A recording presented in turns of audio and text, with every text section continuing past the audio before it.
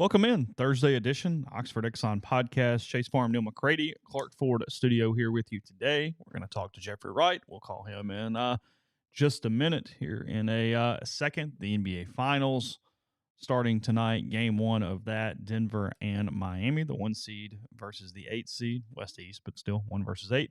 Ole Miss waiting on a couple waivers for the men's basketball program that will dictate the season. Might get to that today. I don't know. We'll talk some stuff with Jeffrey. We'll see where we go. Following that as well, transfer portal up and running for Ole Miss baseball. And then Jamal Murray, the guard from St. Peter's, commits to Ole Miss in the last 24 hours or so. Story up on that at rebelgrove.com. So that's sort of your setup today for a podcast brought to you every day by the Oxford Exxon Highway 6 West in Oxford. I'm going to tell you also that Friday is National Donut Day, meaning if you stop into a Blue Sky location in Clinton or Brookhaven, you get a free donut between 6 and 9 o'clock. Go in, get a free donut. You're going to love it. You're going to get some more. They got a lot of options, a lot of flavors, make them homemade every single day. I think they're going to announce on social media some different things they've got going on with that, maybe some flavors. They'll let you know if you follow Oxford Exxon on social media what's going on with that. Ribs, lunch specials here locally, and much more. Again, that's Blue Sky here locally in Oxford. Again, coming to you from the Clark Ford Studio. We are Clark Ford's in Amory, Mississippi. 662-257-1900 is the number. Call it. Ask for Corey Clark. Tell Corey what Ford product you're looking for. He'll send you a quote within 15 minutes in business hours. It's right to the bottom line. There's no hassle. There's no haggle. You get your quote. The rest completely up to you. You can shop that quote around. You can do what I've done. What I recommend that you do, and that's hop into a Clark Ford today. Again, 662-257-1900. Jeffrey Wright will join momentarily on the myperfectfranchise.net hotline. If you're a displaced corporate executive or you're wanting to put your career in your own hands, maybe you're an experienced entrepreneur simply looking to diversify, either way, Andy Ludicky can help you. He owns multiple franchises and businesses and uses his expertise to help others find their American dream through a very thorough and free consultation process. So call Andy, put your life and your career in your own hands. It's 100% free. You got nothing to lose. Find your perfect franchise at myperfectfranchise.net or contact Andy anytime at andy@myperfectfranchise.net or call 404-973-9901. Get Jeffrey on the horn now to get going. Neal will handle that, so give us 1 second.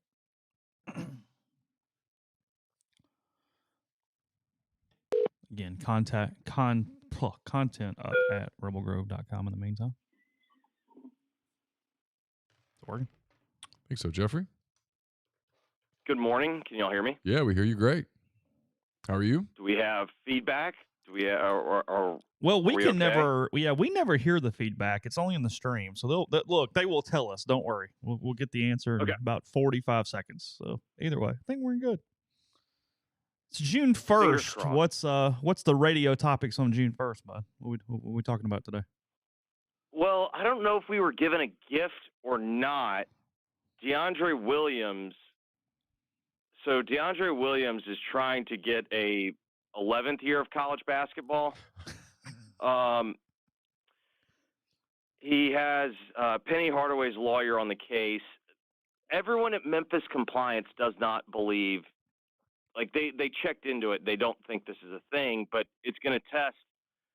Neal was on Jeff's show with me yesterday, and, you know, they say they have mitigating factors, and I'm sure they're going to throw some mud at the wall. And so we're about to test whether or not the NCAA is going to be willing to do something that's not pro-player, although the one thing that gives me hesitation is it feels like the last ounce of power that the NCAA has is determining eligibility, and it does feel like they want to hang on, but at the same time, every time it's kind of been a pressure cooker, they pretty much folded like a cheap chair. Yeah, it's a fascinating thing. I mean, even localizing it, Neal and I, right before we started the show, we're talking about Ole Miss basketball needing a couple waivers to make its roster, at least the argument for an NCAA tournament in year one under Chris Beard, as Cisse, the transfer from Oklahoma State, you're aware of him, obviously, and then Brandon Murray, who was at Georgetown, both seeking mental health waivers. The NCAA coming out in January saying that basically mental health or assault are the only ways to get a waiver at this point. They put this hard line in the sand. It looks like they have denied a couple people at smaller schools and things. You're seeing these stories trickle out. It is fascinating from two levels. A, do they stick to that, which I would assume they do if they put it in print? And two, is mental health this wide-ranging thing that's going to require a lot of documentation, or is it going to give the NCAA a bunch of outs to still clear everybody, and we have no idea yet? Yeah, I think that's the best way to phrase it. It has been a bulletproof strategy previously. Are they going to dig a little deeper and require more than just like a doctor's note? Because honestly, I think that was the standard beforehand. I think you just needed one doctor to sign off on it, or maybe just like one clinical psychologist. I don't even know if you need a psychiatrist. I think you just need a psychologist. And so now, are you going to need more? Are you going to have to? The other problem with DeAndre is like, he's not transferring. So it's kind of murkier to I think you're going to have to go back and prove mental health from when he was at Evansville. But the problem with Evansville was he was a non-qualifier, and that started his clock. Ooh. And so that's why I think it's going to be very difficult to get his year back. That feels problematic, really problematic. They hate getting sued, though. They hate lawsuits. They so much of everything that has started to trickle down to change the face of college athletics began, if you got to the root of it, with a lawsuit. Well, I would argue it began with the losing of lawsuits. Well, that's what I mean. They were getting sued. Yeah, they were getting sued pretty extensively previously, but they weren't losing. It wasn't until they started losing in court that now it became a bigger deal. There was a sea change in that. They never lost a case for a long time. They could litigate pretty effectively, and then all of a sudden, pow, pow, pow, pow, pow. And here we are. It's why it's why the O'Bannon case, I think, is the actual landmark case, because that's when they started losing. I'm jumping all around here, but I just saw that this morning. NIL era, portal era, I don't know, whatever you want to call this. Maybe just time. Maybe it's just nothing and whatever. Kentucky having 7 basketball players and getting such bad news yesterday from a draft and a transfer standpoint and all this. Are we completely just selling on Cal at this point? I'm not selling yet, because they still have 2 of the top players coming in. The 2 of the top, again, it's going to be freshmen. So they still have plenty of talent. I think Kentucky basketball's in a similar position that we've seen, to a lesser degree, Alabama football be in that you have dominated this under the table world for so long, and now that it's in this, free market, if you will, people got deeper pockets. That's what I think. Sorry, go ahead, Neal. No, I think I told Chase this yesterday. I think that we have entered a completely new realm in college athletics where just because you won 10 years ago, 20 years ago, whatever, pick your number. I don't really care. 2 years ago doesn't mean you're going to win in the future. And just because you didn't doesn't mean that you can't win now. It's all completely market driven now. You can throw tradition and stuff completely out of the window. It's all market driven now. Well, Neal and I talked about it yesterday on Jeff's show, but Chase, it's a point that I've kind of noticed recently in talking points with coaches. No one's talking about facilities anymore. Nobody's talking about, well, we got to have more staff members. We got to have, all these things that we've been used to hearing. It's all one thing that coaches want. They want more NIL money. And to me, that's what it's really what it's boiling down to, is they're basically saying, all right, maybe 1 kid or 2 kids may not care what the highest bid is, but the overwhelming majority of kids and the kids that you're recruiting, it's about the NIL offer. And as Neal has pointed, I think you got to give some credit to the money people for making NIL the term, because it's not name, image, and likeness. Not even a little bit. It's pay for play. And anyone with a brain saw this coming, yet there was nothing in place to combat it. The biggest question that I have, and it's what Neal and I talked about yesterday, I don't trust the powers that be to solve this issue, because when have they ever proven that when an issue comes to the forefront that they can solve it? Here's the thing. You're right, number one. Number two, I guess I'll defend them a little bit at this point and go, what in the world would you even do? Like, I don't even know how you would go back and quote, fix it, end quote, now. The players would argue this is not broken. Well, that's the problem, though. The players get whatever they want now. Right. I mean, at some point, you have to decide if that's tenable or not, and it's not. So how do you fix it? The only way that you fix it, I think. You made the mistake when you allowed the unlimited transfers. Yeah. That's when the toothpaste came out of the tube, is when you said, nope, go wherever you want. Cool, sweet. No problem. Well, go ahead. I think there were three issues that showed up at the exact same point in time, and they were going to struggle to solve one of the issues, let alone all three at the same time.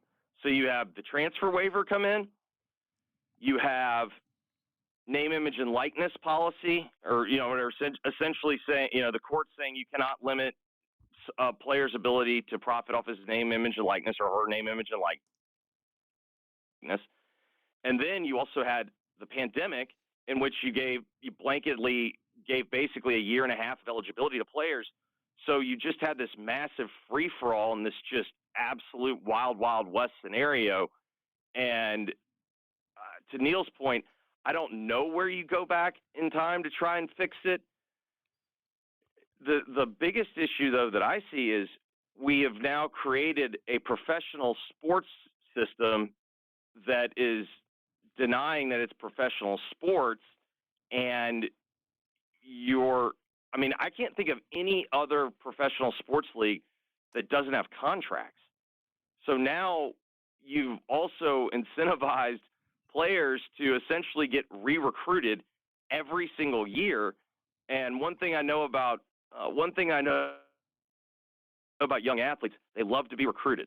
And so, I don't even know where you begin. I think you have to begin by acknowledging this is professional sports. Yeah. You have to decide you're good with limiting athletes. That's where you have to start. The very first thing is, I'm okay taking some of their power away. I have to take some of their power away, and I have to deal with all the repercussions in whatever way that comes to get this right.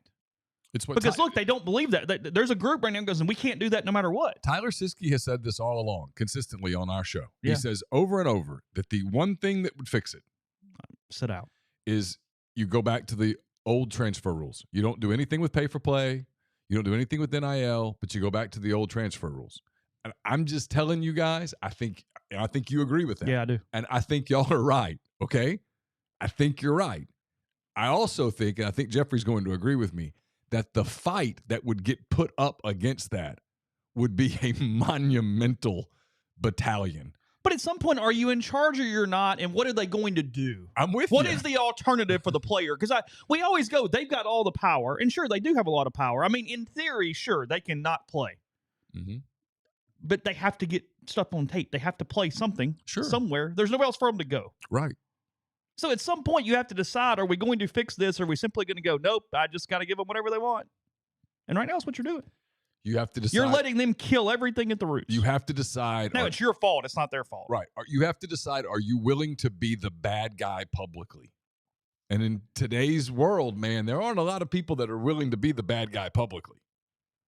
There aren't a lot of people that are willing to stand up and go, no, we went too far. This was too much. Because there's this disconnect. And now, look, do they waste plenty of money at every university in the country? Of course.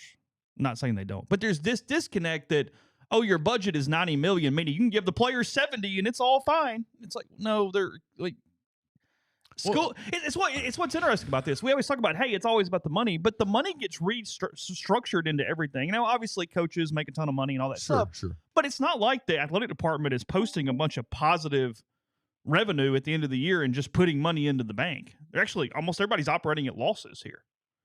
So that requires a complete change of everything to do any sort of share at that point. That's not it's nonsensical. Of course it is. So to fix it, you That's have why to it's do what not we're talking professional about. sports. Because if it were professional sports, you wouldn't have a women's tennis team.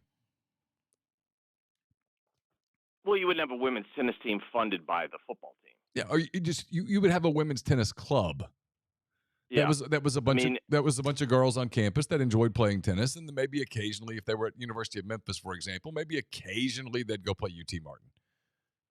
But there wouldn't be a giant budget for it. They wouldn't fly all over the place. They wouldn't go to Hawaii for some tournament. They just wouldn't. There would be no money. Yeah, the other thing that I always keep coming back to, we had a minister that gave a sermon like right after New Year's earlier this year, and she put it in a way that kind of made me alter my thinking. And it was basically about the pandemic and the question of, well, when are we going to go back? When are we going to go back to the way that it was? How do we fix all this? And the point she made is a lot of times there is no going back. Once the toothpaste is out, it's out, and that's just the way that it is. Yep. And it's learning to adjust moving forward. And so I largely think that's where we are. I mean, I guess the other question that I have is if you acknowledge that it's a professional sports enterprise and you make them employees, does that avoid Title IX issues? Because no one cares that, senior law professor makes more than an adjunct, comms professor. Like, you don't have to spend $1 for $1 there. Does that perhaps give you a workaround? I don't know. That's a great question. I'd have to get a legal person on to answer it. It would require someone with a legal background, probably specifically to Title IX type of legislation for me to answer it. And I don't. That's fixing a smaller problem and creating much bigger problems, though, right? Because I mean, the employee problem is that there's 1,000 reasons why that is problematic. But I think if you acknowledge that it's a professional, if you acknowledge that it's professional sports, that can allow you to restructure and actually have an organization that could govern. The biggest problem right now is that there's who's in charge, to Chase's point. Is the conferences? Doesn't seem it's the NCAA. It's not the NCAA. It's not Congress. They keep asking Congress to step in, and Congress says, "Nah, we're good. We can no, we're not touching that." No, all Congress cares about is having the theater, to get a cheap political win. Yeah, they're not getting into this. It's too unpopular. And every other year is an election year in Congress. And so nobody wants to touch this. And then it's complicated. It's complicated. I mean, we're all smart guys. We can't figure it out. And the toothpaste is not just out of the tube, guys. The toothpaste is out of the tube, and it has been smeared all over the walls. It's all over the floor. It's crusted. It's that stuff that you have to scrub to get out. You're not ever getting the toothpaste back in the tube. That's done. It's over. That's not happening. So we're just having to clean the counters now. We're trying to clean up. Well, that's the question. Can you clean the counters? Do we have 409? Well, and then the question is, the stuff that you have to clean, you have to decide if you really want to use it. You have to decide, is it really worth cleaning up? Or is the market just going to fix it? Is it going to correct itself over time? Is it going to adjust over time? Which is kind of what I think. Because nobody's forcing anybody to pay anything. I just think people are going to see over the course of a few years that, I don't know, is this really worth my investment? Is this really worth it? That's what I think. But by then, is the death coming up the trunk? Could be. I mean, this is something that I found interesting. This is something I found interesting, and maybe it doesn't apply necessarily as much to football, but a new thing that I'm noticing when a coach says, hey, I need, goes to money person and says, I need money for this guy. Here's the deal and we got to get to this number. The coaches used to blindly kind of get followed as long as they were popular. Now what's happening is a lot of these money people are just getting on YouTube and they're like, who the hell's this guy? Why am I giving $400,000 to this guy? Like, I don't think this guy can play. And so now they've become advanced scouts, and to a certain degree, like, you totally get it. Like, why am I giving this guy money? So he's going to stay here for 4 months and then shake me down again? Like, I do understand that. I also think there might be a generational change that's happening. I don't know if I've mentioned it, at least on my show. I don't know if I've talked about it with y'all, or at least on air. My generation views the college experience more transactionally than the previous generations. And like, I think back, I've got a decent amount of friends now that are making good money. None of them give to their schools. If anything, like, they give to like high schools, or but for the most part, no one's given to the school. And I can't think of something that my peers would rather do less than just like go and fund a sports team. Like, that's just not where everyone's mind is at. And I think what you're starting to see is some of the old guard that was willing to fund the recruiting operation, they're either dying, they're moving to Florida. Like, they're just kind of done with it. Like, they view like, okay, that I was a good soldier for a really long time. I'm just done with it, and I'm going to go enjoy my life. And I think that's also why you're seeing these handful of schools that are having success while everyone else is scrambling. I think it's because those handful of schools still have, like, if you look at like Miami, it's basically one guy. Like, I think you're onto something. This is the first time I've ever even thought about it that way.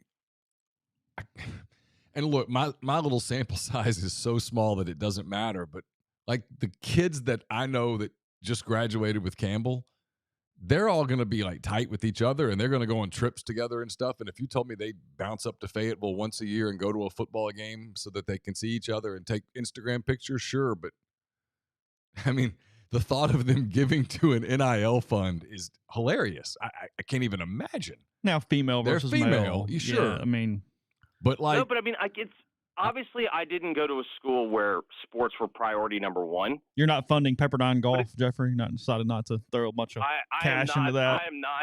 I am not the one that got into the portal and got after it for my waves.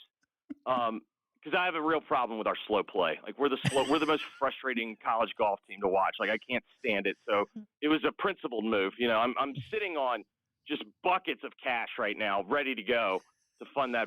And honestly, obviously, I want to get baseball back to where it needs to be. But, you know, I just don't know how I feel about our recruiting strategies. And I've not seen a PE major go in, so I'm not really sure. I'm not really sure how I'll find the talent that I need. But it's the same thing for me. It's like, I am tight with my college friends. I really like my college friends. But, like, when I think back to Pepperdine, like, it's not like it was a bad experience. It was just like something I did. Well, it was more of a transaction. I'm trying to think through it, and it's probably one of those deals that's going to take me a couple days to fully formulate a thought. Because, yeah, you've hit me with something that's really interesting, but I haven't had enough time to fully process it. A lot of my friends are willing to give, and they are very much tied into the athletic department, but they're also, it's kind of like the text yesterday that I read. You didn't hear it, Jeffrey, but I read to Neal on and over air.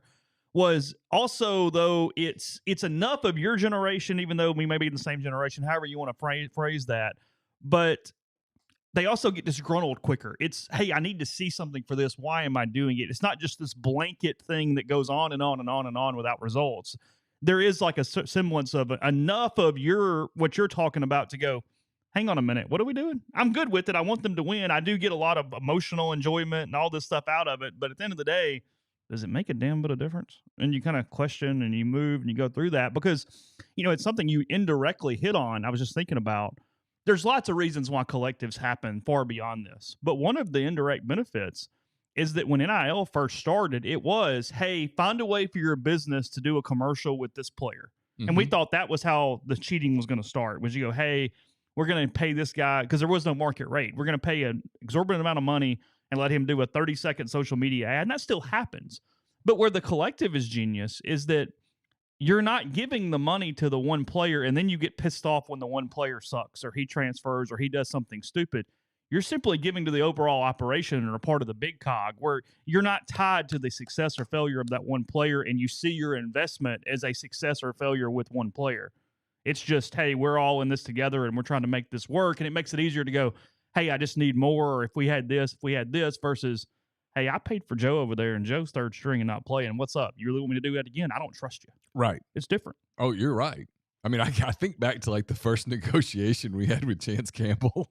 And I mean, the conversation was, I have no idea what we're doing here. Like how much it's going to take, how much this business is willing to pay you. And now you wouldn't even do that. Now the only way you would even do like a show like we did would be if a player wanted to build his brand and he wanted to use your platform. Isaac Ukwu, if something happened there. To build his brand. Because, I mean, the prices are such that, I mean, I don't mind saying it. It's years past. I mean, Chance Campbell got like $6,000 to do that show. I don't think you could even get it started with the conversation at that number now. And going to a business to pay that player to do a show, well, they run the risk of that player getting hurt, that player not playing well, whatever. It's just a lot there. You're right. The collective idea is genius because it sort of puts a big protective tarp over all of that. Mm-hmm. Yet the people who are actually giving to the collective are probably asking questions when things don't work out. Well, they are. It's why I think I don't know about Grove Collective or Walker or anybody else. I think everybody who donates should get a complete list of what everybody's getting at the end of the year. No, show me where the money went. Let me see what so-and-so and so-and-so and so-and-so. But yeah, with the collective, unless you earmark money, I mean, you can convince yourself, hey, if Beard has a big year, oh, I helped with that. I didn't help with the football team that went 6-6 or the baseball team that went 6-24. No, I helped the good thing. You know what I mean? Sure. Like, hey, no, I helped with that dude. Of course.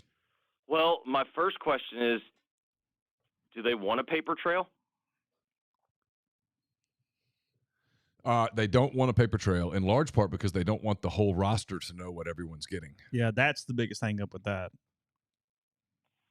But I also wonder, maybe the way that this gets attacked is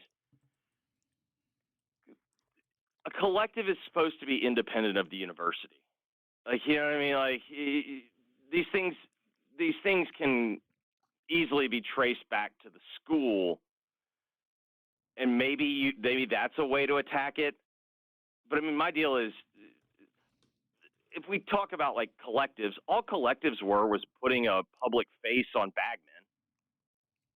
So the system's still in place. And they're still under the table Bagman. That hasn't gone away. No. It's lessened. It's needed for different things, but it hasn't gone away. And some people, look, I mean, it's what we talked about the whole time. Some people are willing to do it when it is above board in public and you can see it and they can kind of go, no, this is a business transaction, that wouldn't do it under the table. And then there's a lot of people that go, no, I'll do it under the table, but I don't really want this publicized that I did this. Sure. Hell no. Sure. And that's like where we are. I mean, I think maybe there's also, maybe we've left out a step when we were talking about the three things that happened. I think also the astronomical increase in coaches' salaries, I think, started changing the way that it worked, because now when you're paying a coach what you pay them, you're a lot less patient. And so when you're less patient and you're sitting there going, damn, we lost 4 or 5 to end the year, like, why do we need this? We need this receiver. Like, you know what I mean? Like, you start doing that. Basically, though, I think what we've all somewhat in a long form articulated, this thing's a mess. Yeah, it is. It is. It's why at the meetings yesterday, Eli Drinkwitz made a perfectly rational statement. May have been the day before. What he said was exactly right. The first time or the re-talk? Both. Okay. Everything the man said was exactly right. And he just got lit up like a Christmas his tree. mistake was fixing it the way he fixed it because, look, if you blow money, that's your own fault. That's life. That's just like if somebody wants to go to the NBA at 18, I'm whatever. Hey, your fault if you screw it up. That's not on me or whatever. Drinkwitz's issue is you should never lead the argument on why it's a bad idea with they're too young and stupid and are going to blow the money. That's a bad way to start it. Go somewhere else, but don't just say, oh, they're idiots. Because if they are, great. That still doesn't change the point. He would have been better off leaving it with his first statement and not trying to correct it in a very negative, bad way. Yeah, and I mean, it was just always going to come up. Whenever it got disseminated in the way that it did, even though he had a valid point, it's always going to come back to you're complaining about kids getting paid, yet you are perfectly fine making $7 million a year, more than your brother-in-law. Like that was always like. But here's even though it's an ad hominem attack and it's a logical fallacy, it's still like you just had to know that's how that was going to go. And I get it, and I've always been pro player on this, and I still basically am. What goes unsaid in this is it was never meant to be, hey, come here, make $500,000 a year. That's not what it was designed to be. It was designed but it was the way it was always going to be. When you said it's, I mean, not you, but just in general, when you say it's not what it's designed to the most cynical guy in the world. But when you say it's not what it's designed to be, anybody with any logic understood once you open that door, smart, competitive people were going to find every loophole and turn it into that. Yeah. So it's like, okay, but you're Pollyanna and an idealist if you really thought that's where this was sitting. Of course. But Drinkwitz is absolutely right, though. There are guys that are making $200,000 a year to play college football, and in 2 years they will be absolutely broke. He's 100. But that's their fault. It is. But that's not an argument from Drinkwitz. Why? Wait, okay, so sure. I mean, there's going to be some coaches making $7 million that are broke in 2 years. So should we not pay you? You don't think a college football coach is ever going broke after making seven figures? Well, sure. I think professional players do it all the time. Should we just not pay them? No, but you understand my point. I do. Yeah, but you understand my point. Use one of the ones that makes sense. Sure. I mean, I think look, Drinkwitz is not good at PR. He's awful. He's a pretty good coach. He's a shitty talker. He is. He gets himself in trouble because he wants to be more popular than he can be, or that appears to be the case. Is he a pretty good coach? Yeah, he's a better coach than he gets credit for because he looks like a dork and talks bad. And he's at a program where it's almost impossible to win, and they're pretty competitive. I don't know. It's how you want to do the close game thing. He lost a bunch of close games. You go, God, he had him right there. Then you go, yeah, he's a coach, and he lost a bunch of close games. So I don't know. Well, last night when I couldn't go to sleep, knowing that I was coming on the show today, I started thinking about this. Is it a good or bad thing that Ole Miss last year, with a quarterback in year one, completely new system, could you spin it positively that their struggles were second half struggles, but their offense in the first half of most games seemed to hum? Like, would you view that as a good thing or a bad thing coming into this year? Like, because I could make an argument now, like they can kind of, in year two, there's going to be more, you've got a quarterback that's got more reps, and maybe some of those games that you couldn't finish, you can get over the hump this year. I think, though, I'd get back into that. If he felt so good about Dart, why did he bring in Sanders? I think I go keep Hugh from getting him, and I think that's what it was. Now, how you're going to keep that locker room happy when one of those guys isn't playing is beyond me. But that's he's getting paid $9 million for that, not me. I think you can make the argument though, because Spencer came in like in the spring. It's not like I don't feel like that divides a locker room quite as much as when you had two guys that came in for the same time and then their third year.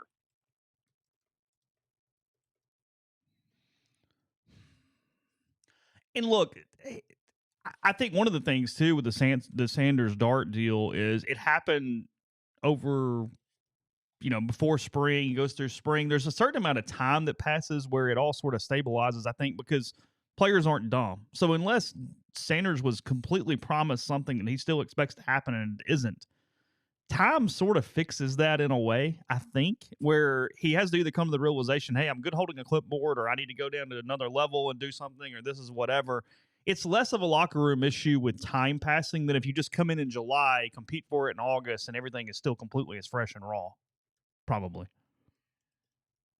I don't know. I'm rambling, but I also think it's a lot. I think it's a lot. Yeah, I mean, again, like acting like every issue is the same is dumb, but I think it's a lot different when you have the guy that comes in and everybody knows this is his gig, and he comes in late, and then all of a sudden he starts to struggle. That's when you see the friction.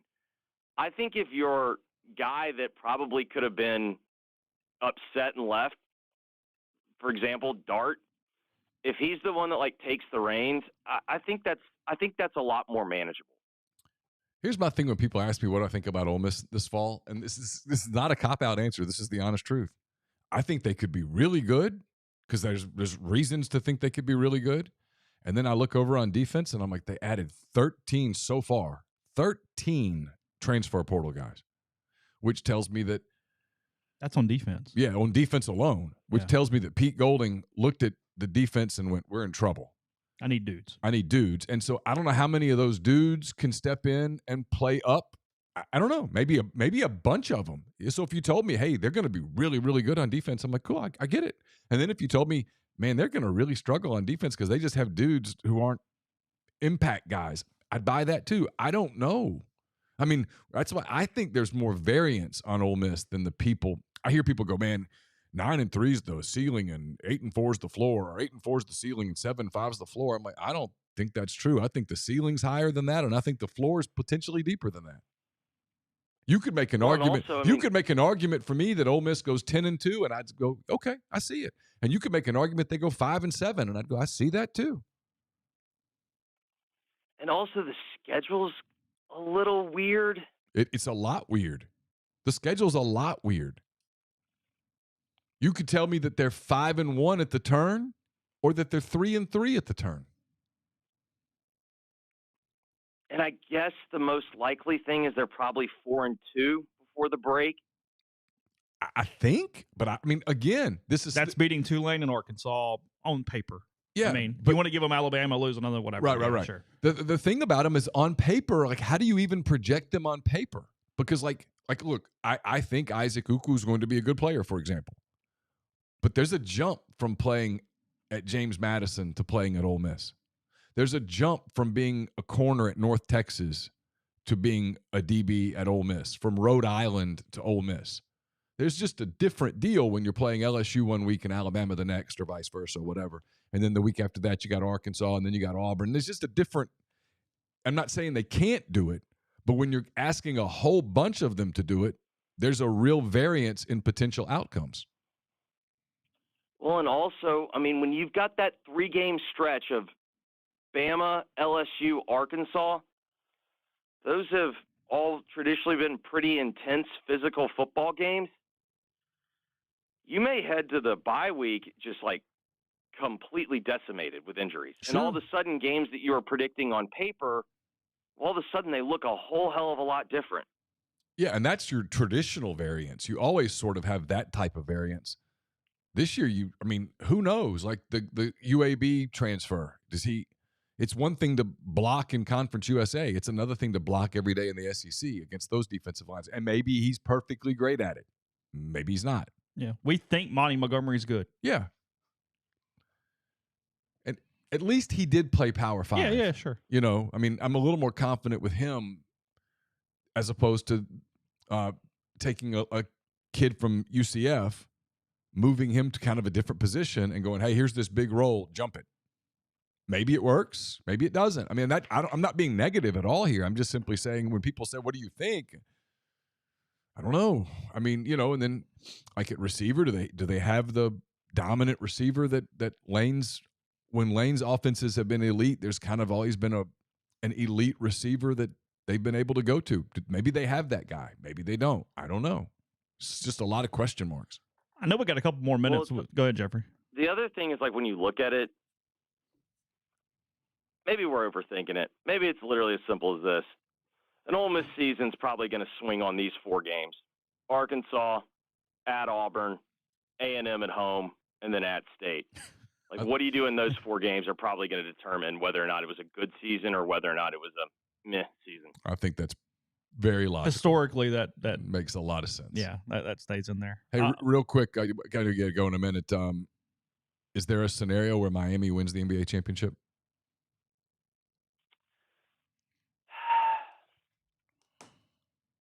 Without injury? Yeah, with Jokic and Murray and Porter staying healthy.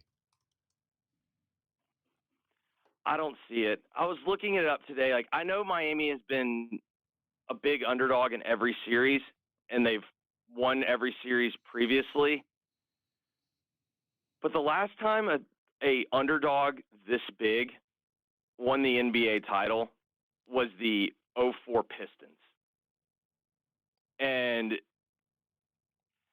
that is just such a completely different era. To me, the question is Miami going to be the first team that can make Denver have to make an adjustment? Because even when Phoenix got those 2 games in Phoenix in games 3 and 4, it really wasn't necessarily what Phoenix did to the Nuggets on the defensive end. It was Devin Booker, who's an elite offensive player, going absolutely out of his mind. Yeah, he went so bonkers. It's an elite offensive player just going even more out of his mind. And then that was not sustainable. Like, it wasn't like he was bad in games 5 and 6. It's just he came back down to normal, which is still an elite offensive player. I just don't know. I don't know what Miami does to make them adjust. But Spoelstra, I think, is the best coach in basketball. So if anyone's going to be able to do it, like, everything that I've seen basketball-wise tells me no.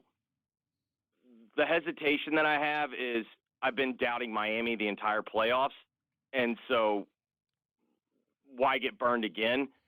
But typically what you kind of see, when you see the team that gets hot and goes on the run in the playoffs, eventually they kind of come back down to earth, and I feel like that's what we're about to see. I do too. I like Denver in 5. I want it to go better. I want it to be deeper than that. There's a part of me that, even though I think I'm cheering for Denver because I like the story of Denver winning, but there's a part of me that knows I'm kind of going to be sort of cheering for the Heat because I like Spoelstra and I like Jimmy Butler and I kind of like the Heat team. It's kind of hard not to like a team that has like 5 undrafted guys that have made differences. Yeah, and you just kind of play roles. They just sort of. Plus, it's not super easy to root for Stan Kroenke. That's true. Oh, one thing about that. That's true. You always have to kind of just throw that out in your mind. Because I like Malone and I like Jokic and I like Murray, and I think Porter's a good story because a lot of people thought he just couldn't stay healthy and couldn't play. And early in his career, they looked like they were right, and they figured out a way to. I'm sure it's through his work that he's been able to stay on the floor. And it also feels like great players kind of have their moment, and it feels like this is probably Jokic's moment because he's been the best player in the playoffs. He has. You could argue he's been the best player all year. I mean, he and Embiid were the best players all season long.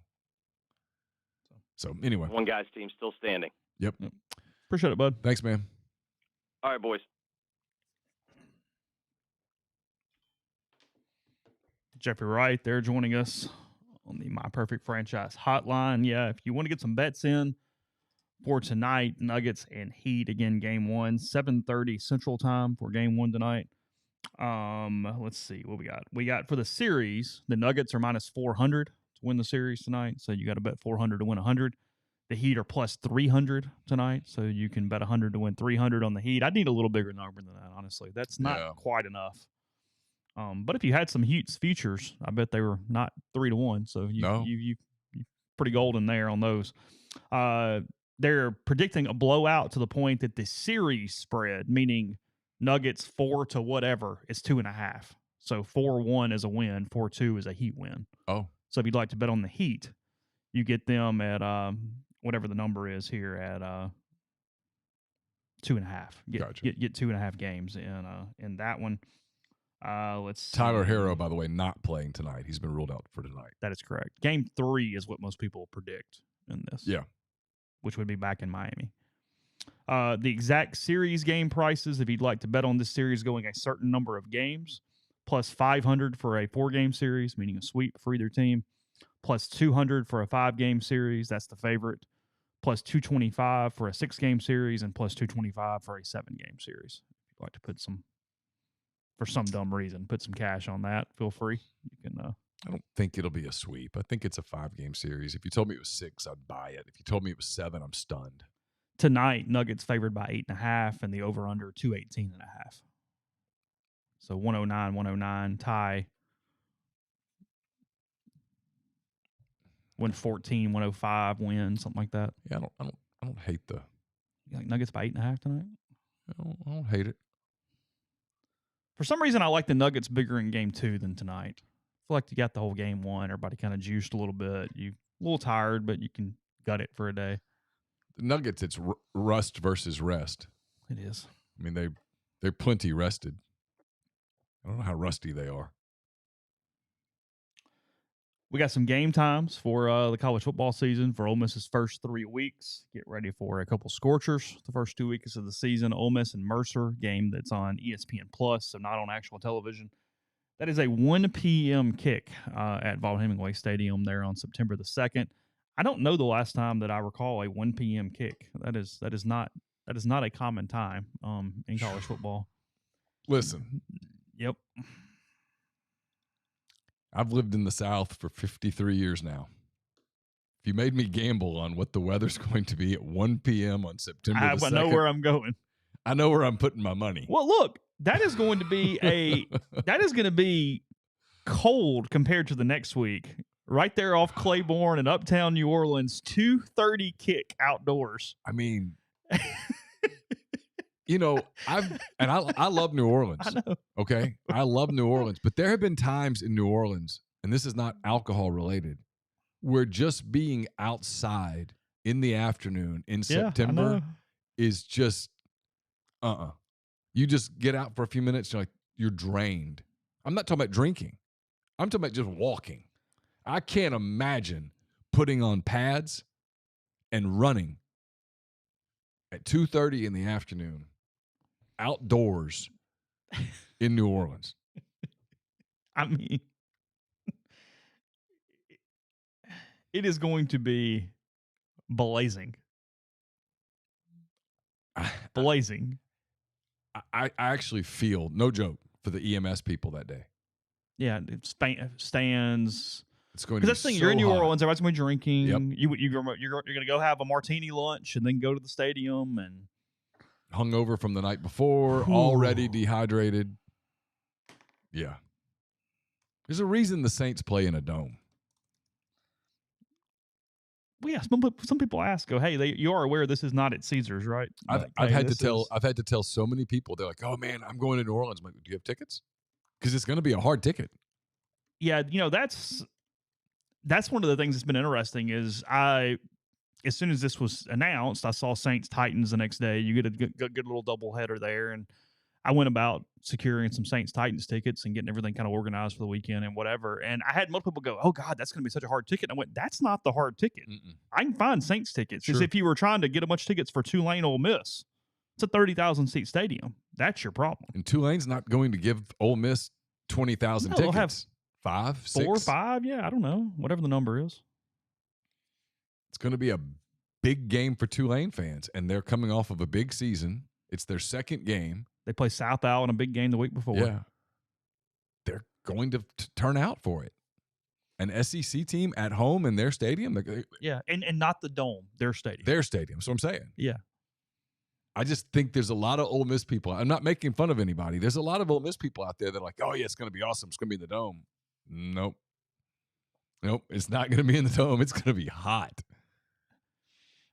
I don't know that that's registered for everybody yet between tickets and temperature. And if you're here, I realize that I'm preaching to the choir. If you're listening to our show, you're very well aware. You already know. I'm just telling you, there's a lot of people out there in the general populace that think this is. There'll be people that get there to get tickets when they get there and go, hold on a minute. Yeah, we're not playing in the 68,000 seat stadium. Right? No, you're not. You're over there. Whew. And then Georgia Tech 6:30 week 3. And that's fine. That makes still sense. Be hot, but it's at least 6:30. I don't know the answer to this. I'm a bad journalist because I could have asked yesterday and I just haven't done it. Does the ESPN still set that Mercer time, or does Ole Miss set that time since it's ESPN Plus? I'm guilty of the same thing you are. Yeah, I could have asked a couple of people, but just didn't. I just didn't. They probably would have assumed the question was loaded, antagonistic, a loaded antagonistic question, and it would have been just literally why. Yeah, because when I saw that, I went, hold on, 1 o'clock. And maybe there's a reason. I don't know. I'm sure there is a reason. I just don't know what that reason might be. If that game is a typical Ole Miss Mercer game, the second half attendance at that game is going to be some kind of empty. Yeah. I mean, it's first game. Go get your pomp and circumstance and all the whole deal. And then at halftime, it's like, hey, I've seen enough. Yeah. Just as Walker Howard comes into the game, you go, I'm good. We'll holler at you next week. When she says to you, we're not staying for the second half, are we? That's a loaded question. That wasn't really a question. Yeah, the answer is we're not staying for the second half. Yeah, I'm not at least. Yeah. I'll go find the tent or a bar. Yeah. All right, Kyle with a super chat. He says, I need some advice. We have a small 24-inch TV. We are hanging in the kitchen. The mount is too small to use the studs. Will it work just in drywall? You're asking maybe the two worst people on the planet that question, but I would be a little scared of that. Mm-hmm. I think that's probably just heavy enough that at some point could cause you a problem.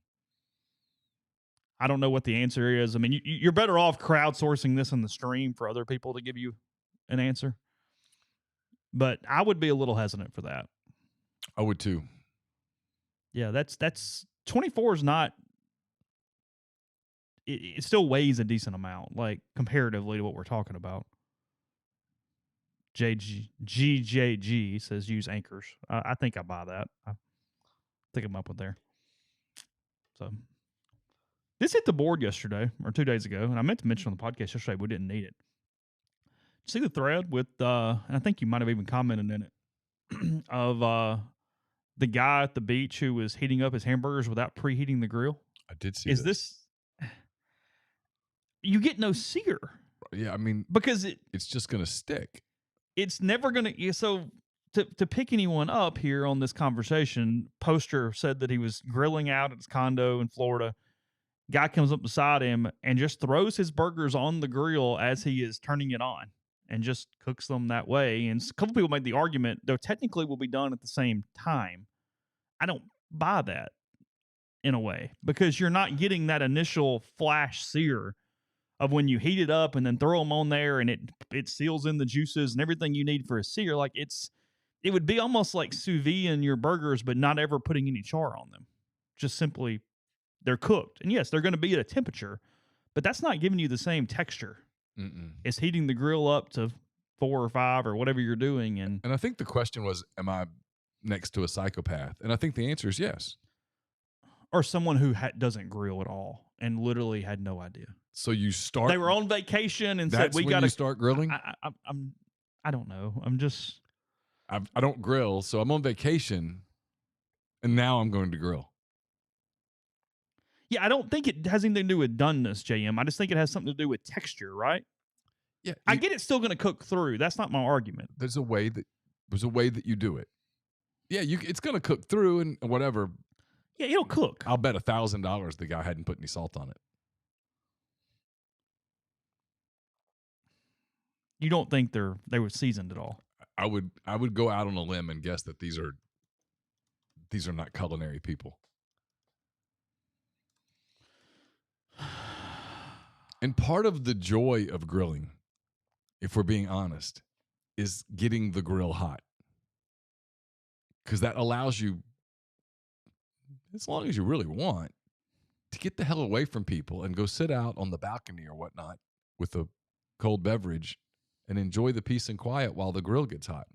And when people go, is it time yet? Look, I can't make this thing get hotter until it's ready to get hot. Leave me alone. There is a process. I am the chemist. Go I'm- away and I'm let me play with my tools here. I am in charge. Exactly.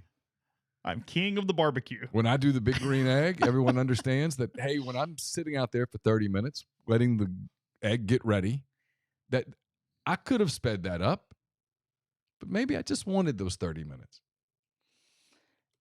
I'm telling you, there is a section of the populace that is the reason they are anti-Traeger people or things like that, because you need it to be a little more complicated with the egg, but you got to make sure the temperature stays and you got to turn the dials. I mean, you feel like you're doing some engineering here.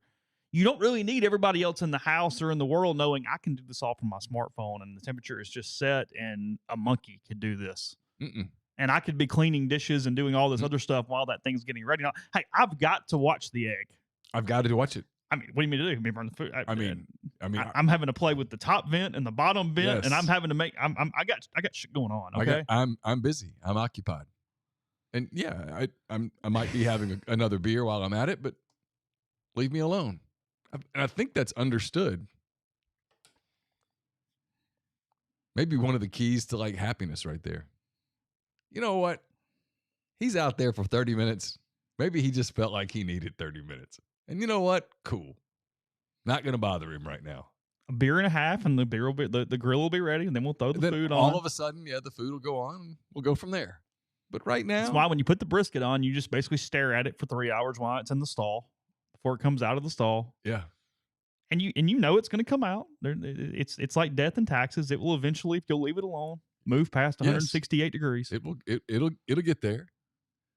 But in those moments, maybe that's a time that you just need a little quiet, a little focus. Yeah. So, I mean, I've had this conversation with Chris Malloy multiple times. He goes, yeah, but the food is better because I know it's perfect. It's like, it's not about the taste. It's about the experience.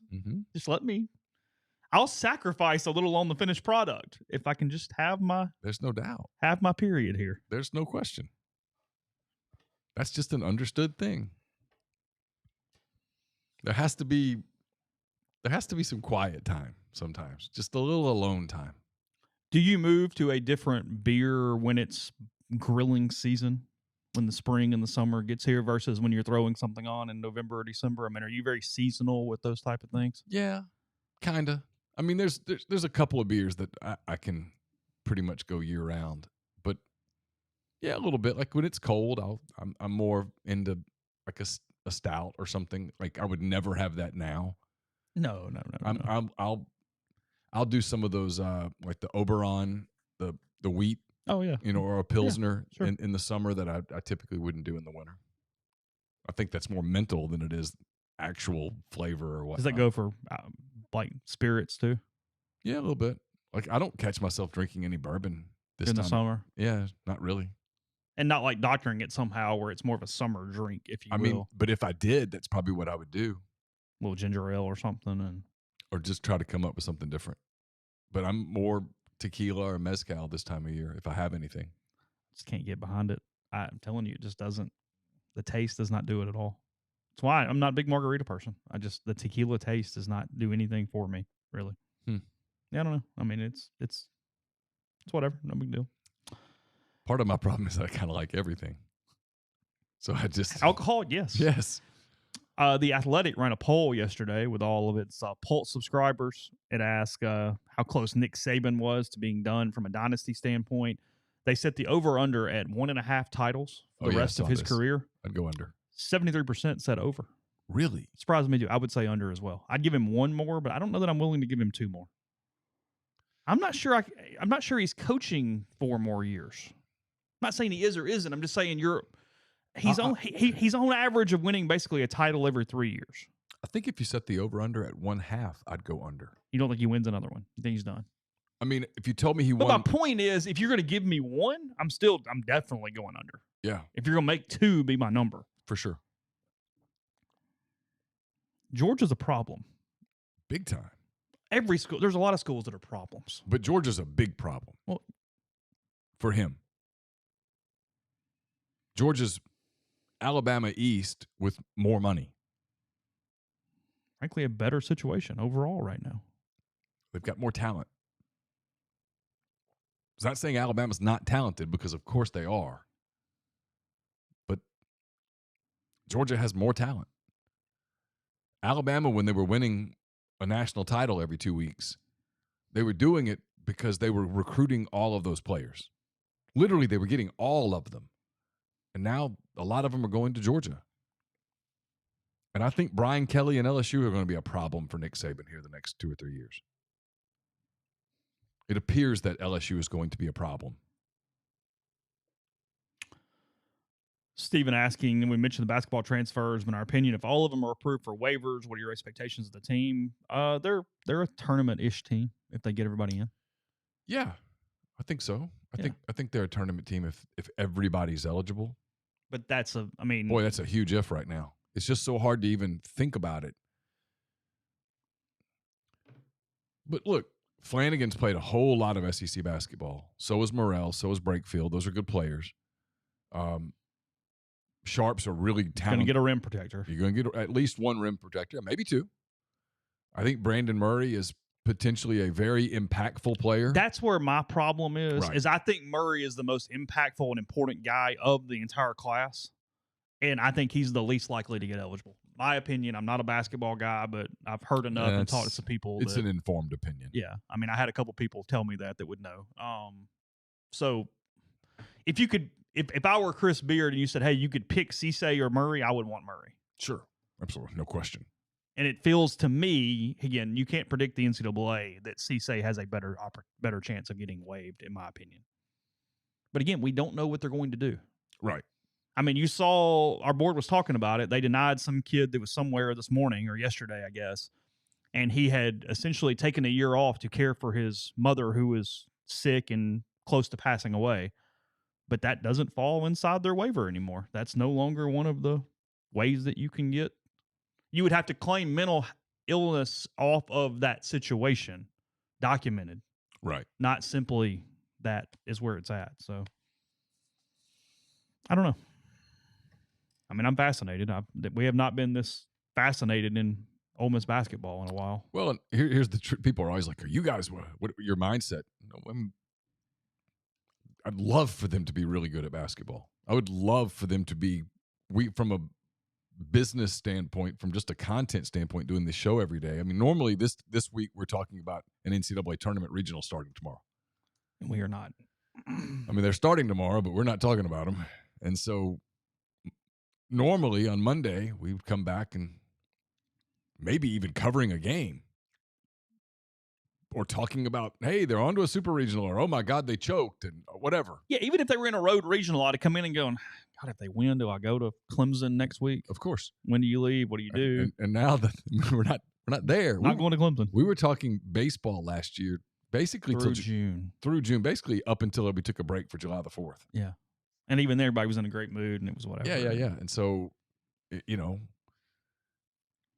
we need basketball to be good.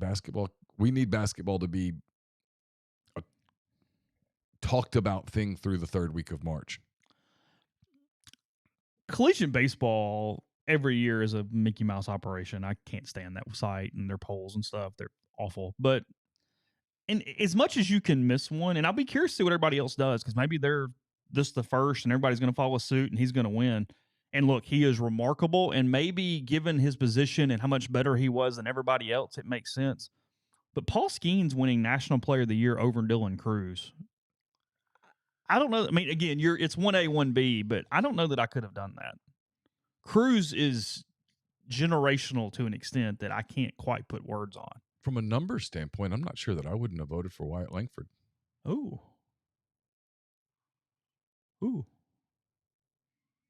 From a numbers standpoint, Florida had a better season than LSU. Well, no, that's true. And Langford put up crazy numbers. Oh, he's great.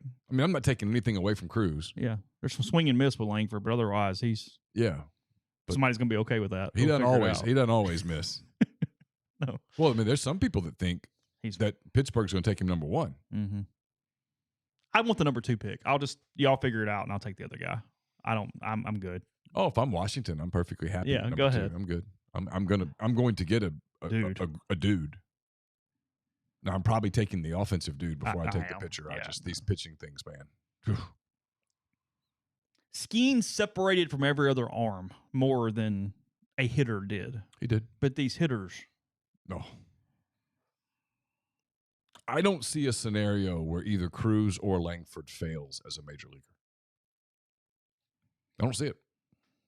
I'll tell you the other one that I absolutely, you probably already know what I'm going to say. If I had you put me 8th, 9th, 10th in the draft, give me Enrique Bradfield Jr. I'm good. You like him. I love him. You're all in on him. Elite defensive player. Bat came back this year. That carries. He hits. He's got some pop. He can really run. And Major League Baseball's created the new rules, running's back. Oh, with the rules. And he's this super charismatic guy. He's got a lot of personality. He's fun. You could market him. Sign me up. I mean, I'd rather have Cruz or Langford because of the pop. Sure. But if they're off the table, give me him. I'm good. Gonzalez is going to go in the top 15 picks. I'm really curious how far he falls and where Kemp Alderman goes because he doesn't have a position at all, really. They're probably going to just stick him out in left field. But that bat plays. That bat really plays. He could DH. I'm really curious to see what they do with him in the draft. What somebody just goes, screw it, I'll figure it out. He's kind of Kyle Schwarber-y to me. Yeah, that's got a lot of pop. He's athletic enough to. And look, I watch a lot. There's some bad left fielders. I watch the Phillies a lot. They've got Nick Castellanos in right field right now. I mean, he's just a dude. He's out there. Defensively, he's just like, whatever. And Kyle Schwarber's more athletic than he gets credit for, but nobody's ever going to go, hey, that's Schwarber. He's Gold Glove, baby, running it down. He's a vacuum cleaner out there. Yeah, no. But if you can hit, and both of those guys can hit, yeah, they'll figure it out. Mm-hmm. And if you told me Kemp became a guy that basically DH'd, could play a little left field, and in a pinch could play some first base, I'd buy it. Yeah, I'm curious about him and curious about Calvin Harris. And here's the thing. Here's the thing with Jacob, and I think he's going to be a top 10 pick. I still do.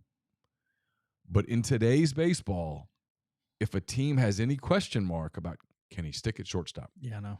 Because if he can't, he's no longer a top 10 pick. Yeah. Because he doesn't have the pop. The good news for him is it only takes one team to believe you can.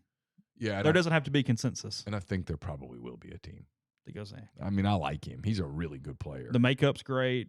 He's phenomenal. Yeah, he's an 80 on makeup. And it's just. And he doesn't do anything poorly. No. Look, the range is not great. He only had 5 errors, though. That tells you he was much better at making the routine play, understanding his game a little more defensively, some of those things. But without the shift, you need your shortstop to have range. Yeah, he's got to go now. I don't know. Yeah, July 9th through 11th. Still got a little time before that happens again. Portal closes on the 13th. So, because last thing, and we'll close. I posted about Cooper Pratt a little bit, stuff on the board this morning. Everybody keeps saying, hey, just figure out and then figure out the portal. You can't. You have to figure out the portal first and just you can't plan for the draft at all. You have to act like you're losing everyone. Yes. And then getting lucky if you get someone. That's what I was going to say. That's where this is. Your game plan has to be going into it. All right, Pratt's not going to be here. Josh Note's not going to be here. Smithwick's Xander Mute's not going to be here. Yeah, and you have to assume the freshman won't be ready. Yeah. We are building a roster without the freshman, and then you get what you get. That's where this is. But just in general, I do think they're keeping Smithwick. I think they're losing Noth for sure, and then I think it comes down to Xander Mute and Cooper Pratt at that point. Both, I don't know, flip some coins. We're still a good ways away. With the draft being later, I mean, it's 6 weeks, so we got time to figure that out. So anyway, thanks to Jeffrey for his time today on the show. We'll be back with you very, very soon. There will be a pre-recorded version of Hand Raise Guys for another podcast this week. So actually, Josh Hendrickson's coming in tonight. We're going to do a live stream, but it will be the Friday podcast. Okay, so Friday show for that, and we will talk to you again.